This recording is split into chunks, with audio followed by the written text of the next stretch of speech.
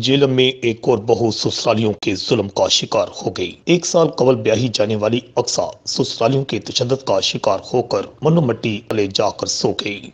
ससुराल वालों ने अपनी बहू को कमरे में बंद कर रखा था और उसे भूखा प्यासा रखा जाता। अक्सा की हालत इतनी तशवीशनाक हो गई कि वो कोमा में चली गई। जब उसे अस्पताल दाखिल कराया गया तो वो जिंदगी की बाजी हार गई। इस वाक़े के खिलाफ अक्सा के अहले खाना और वालिदैन सरापा एहतजाज हैं और उन्होंने हकाम बाला से मुतालबा किया है कि हमारी बेटी अक्सा को मौत की घाट उतारने वालों के खिलाफ कानूनी कार्रवाई अमल में लाई जाए। अक्सा के वालिदैन ने मजीद क्या कहा, देखिए इस रिपोर्ट में।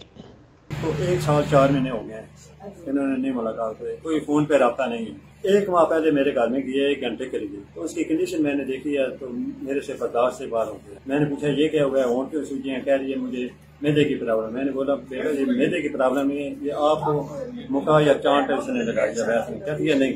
मैंने बोला बेटा किधर है, कहती है घर में है, वो सोया हुआ था इसलिए मैं नहीं लाई के आई। तो 1 घंटे के बाद इसने फ़ोन किया कि मैं आ रहा हूँ, आप तैयार हैं।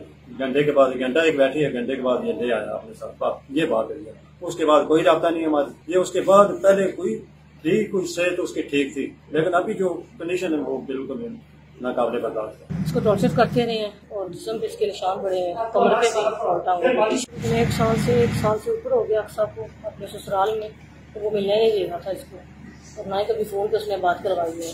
1 महीना पहले आई है तो वो सब बीमार थी। हमने पूछा क्या तकलीफ है, तो कहती है कि मेरे की तकलीफ है, बहुत ज़्यादा कमज़ोर हो गई। फिर उसके बाद वो चली गई, बेटा इसका रख लिया था उन्होंने। कहती है मैं बच्चे को लेके फिर आऊँगी।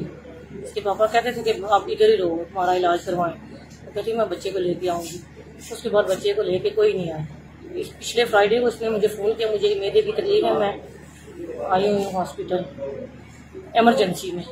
तो ये कहते हैं कि वो बकवास करवा रहा होगा कुछ लेने देने के लिए।